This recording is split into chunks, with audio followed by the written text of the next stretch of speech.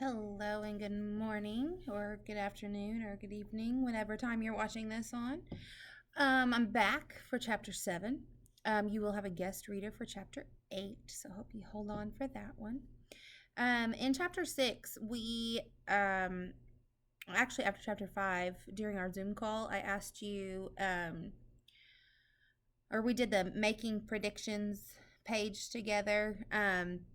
Where we were going to predict what was going to happen next. So what I want you to be thinking about as we read today is, are your predictions coming true? Whatever you said that you predicted was going to happen next, is it coming true? Are you right? Are you wrong? And guess what? It's okay to be wrong.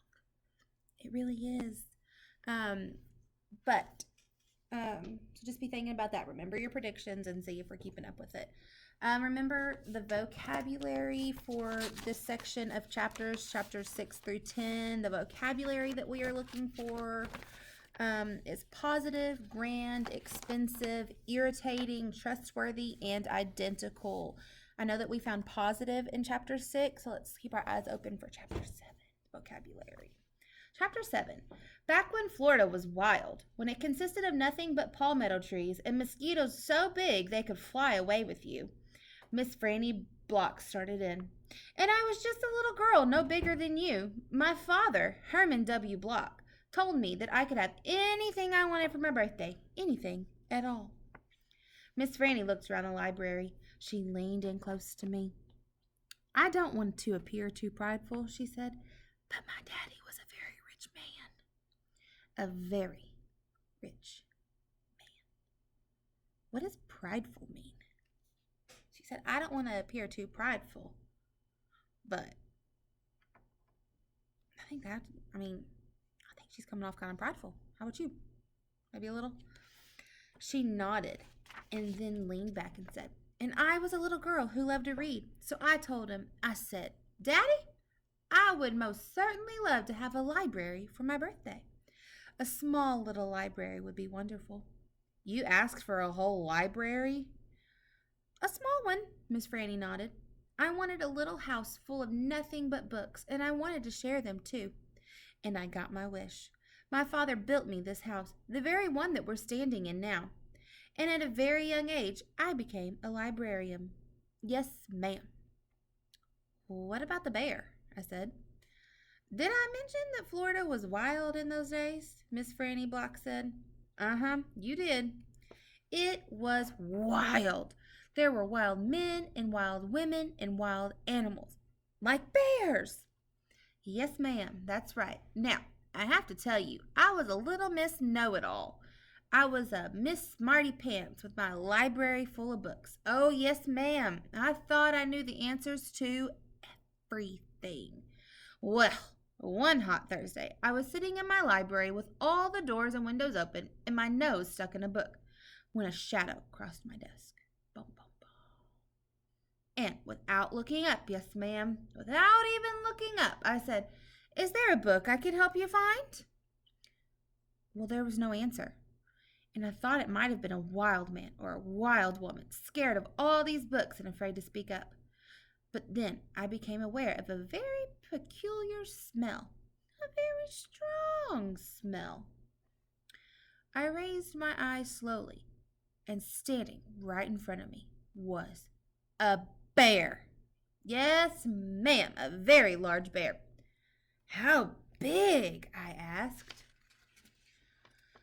Oh, well, said Miss Franny, perhaps 3 times the size of your dog. Then what happened? I asked her.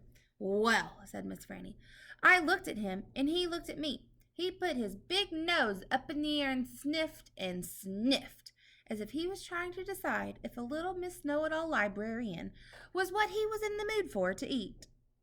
And I sat there.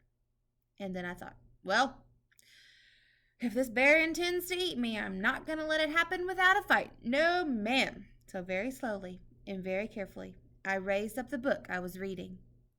What book was that? I asked. Why, it was War and Peace, a very large book. I raised it up slowly, and then I aimed it carefully, and I threw it right at that bear and screamed, Be gone! And do you know what? No, ma'am, I said. He went But this is what I will never forget. He took the book with him. Nuh-uh, I said. Yes, ma'am, said Miss Franny. He snatched it up and ran. Well, did he come back? I asked. Nope, I never saw him again. Well, the men in town used to tease me about it. They used to say, Miss Franny, we saw that bear of yours out in the woods today. He was reading that book, and he said it sure was good and would be all right if he kept it for just another week. Yes, ma'am, they did tease me about it. She sighed. I imagine I'm the only one left from those days. I imagine I'm the only one that even recalls that bear. All of my friends, everyone I knew when I was young, they are all dead and gone. She sighed again. She looked sad and old and wrinkled. It was the same way I felt sometimes, being friendless in a new town and not having a mama to comfort me. I sighed too. Winn Dixie raised his head off his paws and looked back and forth between me and Miss Franny. He sat up then and showed Miss Franny his teeth. Well, now, look at that, she said. That dog is smiling at me. It's a talent of his, I told her. It is a fine talent, Miss Franny said. A very fine talent. And she smiled back at Winn Dixie. We could be friends, I said to Miss Franny. I mean, you, me, and Winn Dixie. We could all be friends. Miss Franny smiled even bigger. Why, that would be grand, she said. Just grand. I don't know about you, but I think that's one of our dictionary words. Grand. Let's see some context clues. I hope you're in your mind, you're thinking of context clues. What is a context clue? How do we use it?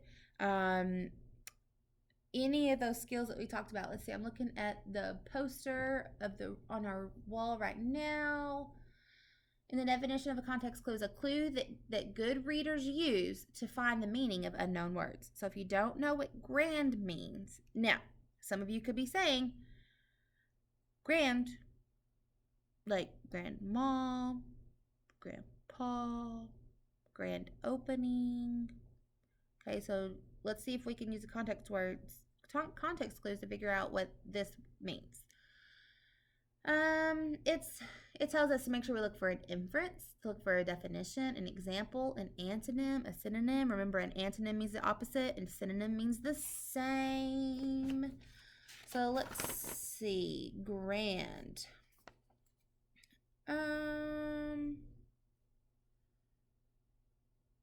So in the context that she uses it, why, that would be grand, just grand. What do you think that means? What do you think grand means?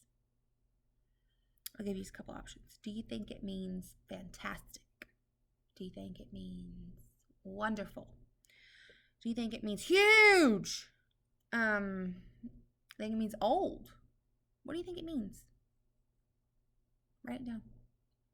And right at that minute, right when the three of us had decided to be friends, who should come marching into the Herman W. Block Memorial Library but old pinch-faced Amanda Wilkinson. She walked right up to Miss Franny's desk and said, I finished Johnny Tremaine, and I enjoyed it very much. I would like something even more difficult to read now because I am an advanced reader. Yes, dear, I know, said Miss Franny. She got up out of her chair. Amanda pretended like I wasn't there. She stared right past me. Are dogs allowed in the library? She asked Miss Franny as they walked away. Certain ones, said Miss Franny, a select few. And then she turned around and winked at me. I smiled back. I had just made my first friend in Naomi, and nobody was going to mess that up for me, not even old pinch-faced Amanda Wilkinson. Well, number one, that was not very nice of Opal to call Amanda Wilkinson a name, whether she's pinch-faced or not. Some of those thoughts we just keep to ourselves, right? All right, guys, so we've talked about positive. We've talked about grand, two of our vocabulary words. So I hope you used some context clues. And, yeah, make sure you check in Chapter 8 for our guest reader. And, yeah, I miss you. I love you. I'll see you next time.